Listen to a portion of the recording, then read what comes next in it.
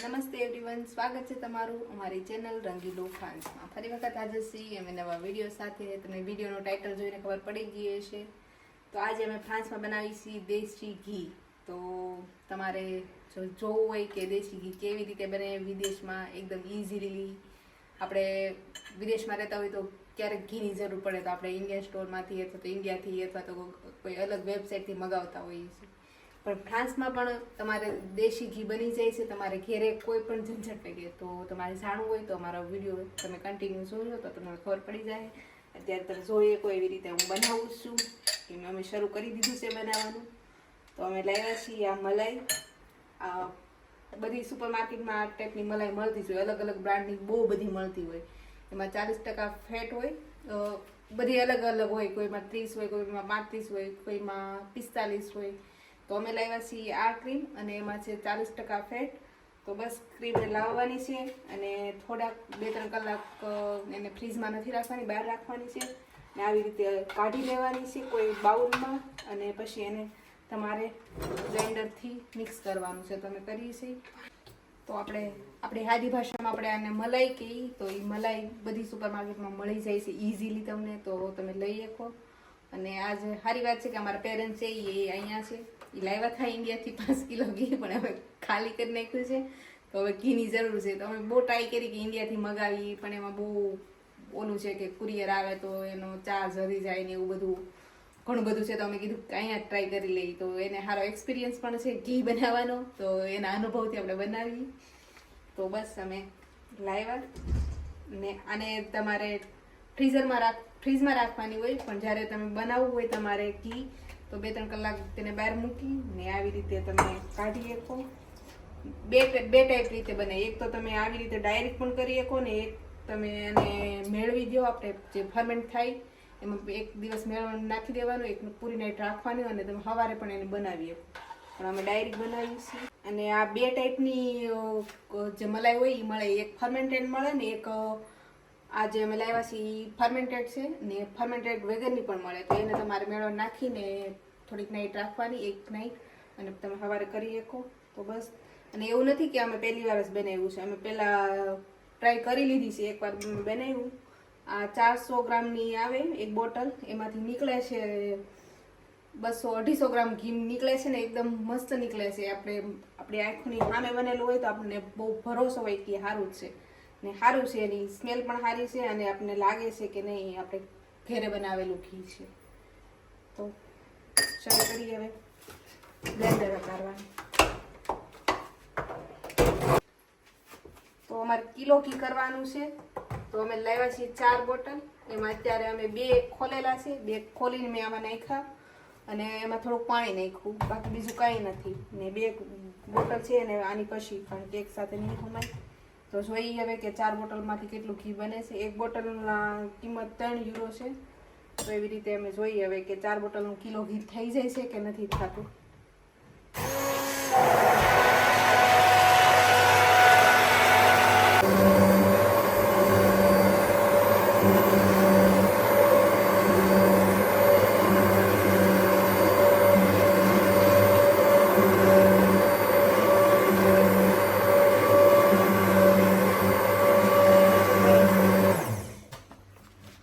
અમે 5-10 minute Blender કર્યું તો થઈ ગયું છે આવું. ને હવે એમાં ઠંડુ પાણી નાખવાનું છે થોડું. ઠંડા પાણીથી સારો ફાયદો થાય અને જે માખણ હોય એ જલ્દી નીકળી જાય.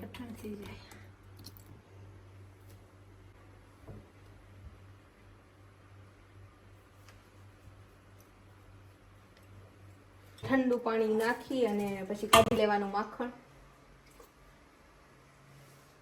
ખાલી 5 મિનિટ તમે બ્લેન્ડર કરો ને ત્યાં નીકળી જાય માખણ.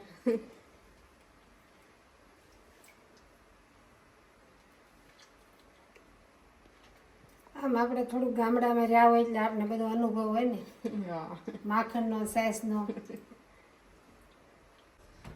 તો અમે 2 ડબલાનું માખણ છે એ કાઢી નાખ્યું છે. અહીંયા એટલું માખણ નીકળી ગયું છે અને 2 ડબલા પાછા સાસના ભરી લીધા છે અમે. ને આ 2 ડબલા છે અને પાછું કરીએ છીએ. હવે પાછું આપણે 2 ડબલાનું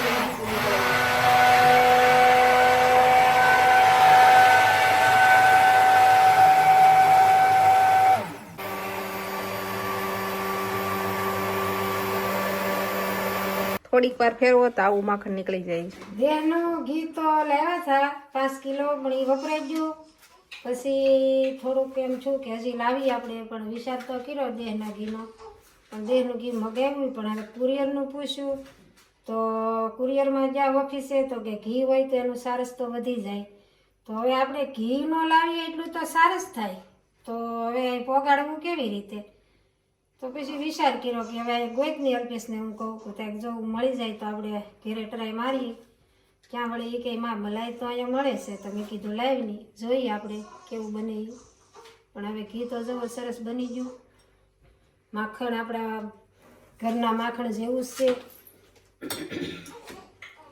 પછી જો એટલું 400 ગ્રામના 4 ડબલા આવે, એ 4 ડબલાનું ઘી ભેગું કર્યું. તો જો પેલો એક આ પીંડો નીકળી ગયો, એક આ પીંડો આપણે બીજો નીકળશે. ને થોડુંક 1 ડબલાનું કાલ જો આ ટ્રાય મારીથી પણ ઘી સુપર બન્યું. થોડુંક આપણે ખાવાનું ટેસ્ટ કર્યું, પણ ઘરના ઘી જેવું છે. પણ આ એક આદેશમાં એવું તો ખરું કે ભેળસેળ ન હોય, બધું પ્યોર જ હોય. કારણ કે આપણે તો ખેડૂત કહેવાય એટલે ઘીનો માખણનો બધો અનુભવ હોય, તો આપણને કંઈ નવું ન લાગે. માખણ કાઢી નાખીએ, સાસ ફેરી નાખીએ, ગરમ કરી નાખીએ, એવું બધું તો આપણે ફાવતું જ હોય. છોકરા હોય જેને એવી ખબર ન હોય કે અમે કેમ માખણ થાય, કેમ ઘી બનશે, અને આપણને તો બધું ફાવતું હોય. તો મેં કીધું ટ્રાય મારવી ભાઈ લાઈવની, તો વળી જો રેડી થઈ ગયું. જુઓ કેવડો પીંડો છે, જુઓ એ મસ્તીનો. જુઓ આવા કિલો હશે, માખણ કિલો હશે. ઘી તો જે થાય એ ઘી થોડુંક ઓછું થાય, પણ માખણ કિલો હશે. આ રીતે છે. તમને ઘી માખણ ગરમ કરી અને ઘી થાય એ તમને બતાવીએ, તો બના રહેજો વિડીયામાં.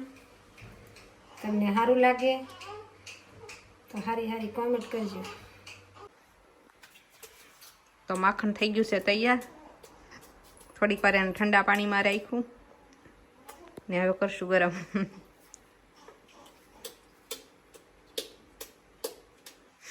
દેહમાં ઓલા હવારમાં કરતા હોય એવી ફિલિંગ આવે. મને બહુ માખણ કાઢવું ગમે. મને સાસ ફેરવી માખણ કાઢવું નહીં મને બહુ ગમે. પેલા કરેલું હોય ને આપણે એટલે આપણે એમ થાય કે, કારણ કે આપણે પેલા કામ જ આવું કર્યું.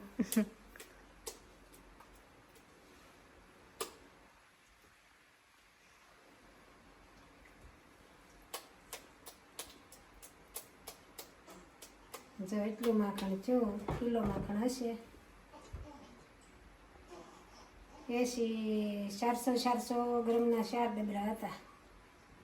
એટલે 3 હીરોનું હતો ને એક ડબ્બો, તો 12 હીરો થાય ને 4 ડબલાનું. તો આપણે દેહનું કન્વર્ટ કરી કેટલું થાય? 1200 રૂપિયા થાય ને, 100 રૂપિયા. તો આપણે દેહમાં ગાયનું ઘી લેવા જઈએ એટલે 2000 રૂપિયા એ થાય.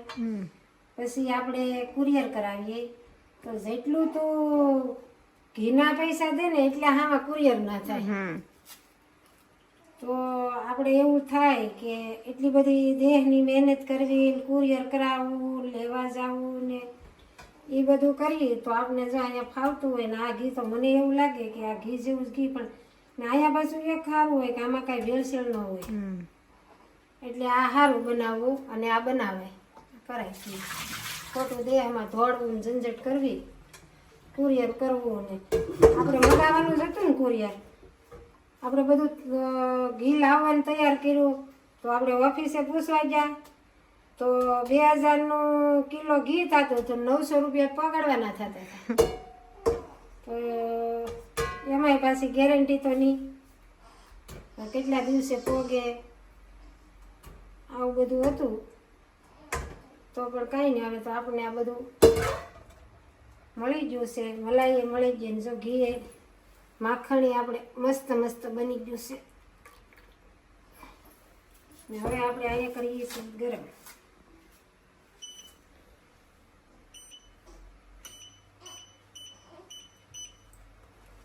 ચાલો અહીંયા મૂકી દીધું ગરમ. તો અહીંયા મૂકી દીધું છે અમે ગરમ કરવા ઘી. હવે જોઈ ગરમ થઈ જાય પછી કે કેવું થાય છે.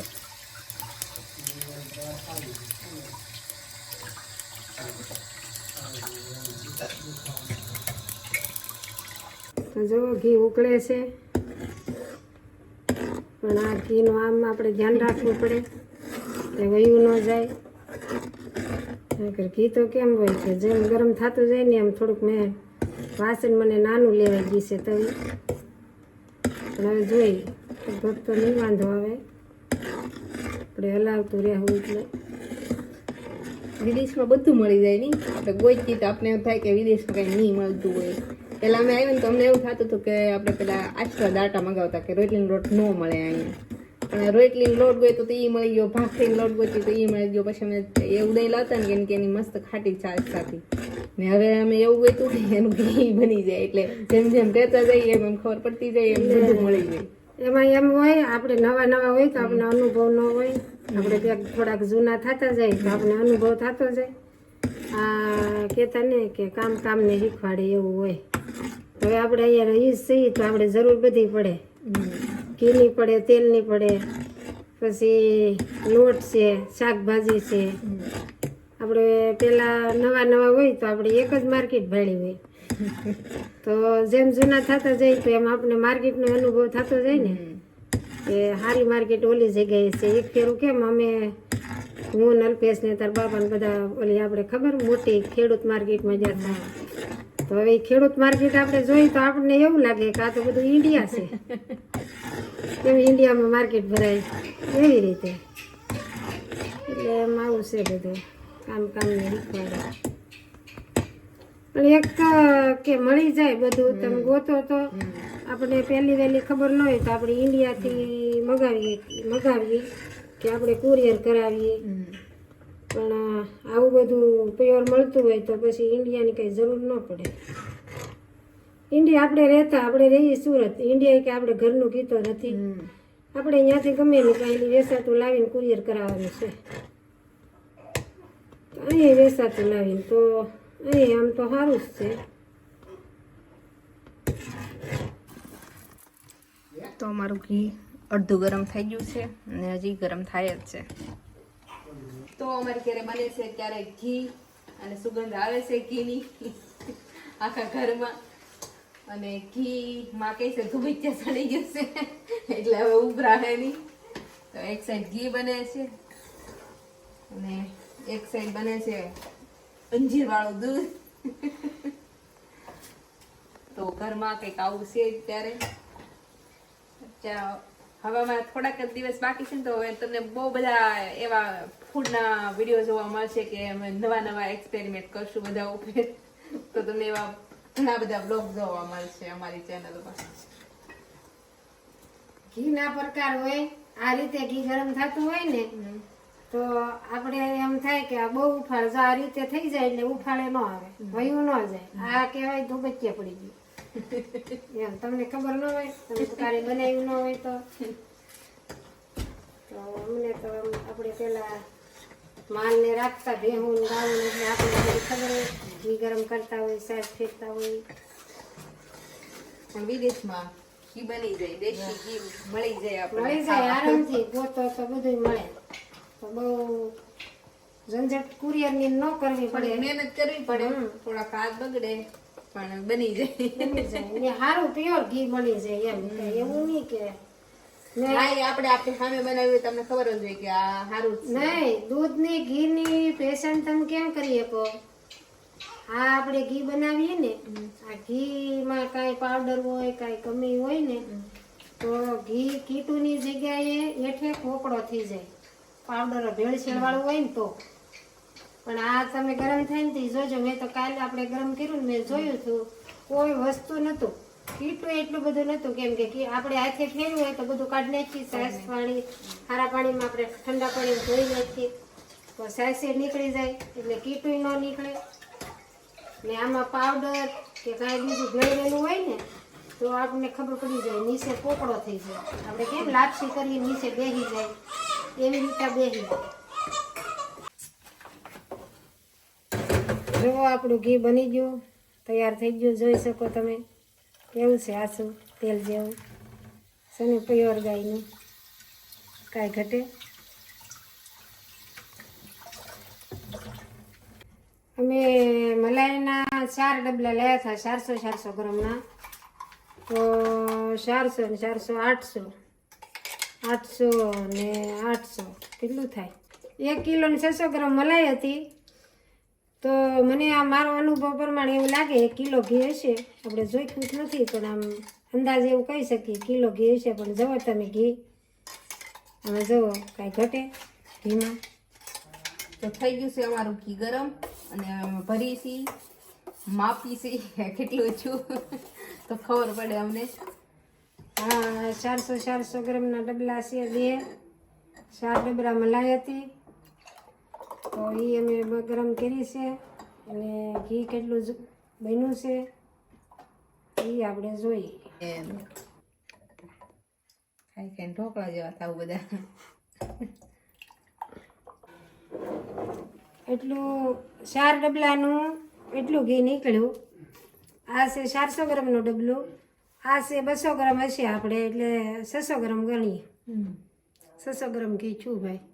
તો એમાં એવું હોય, એમાં જો છાશ નીકળી જાય, થોડું કીટું નીકળી જાય, તો એ બધું મલાઈમાં તો એ વજનમાં આવે જ ને.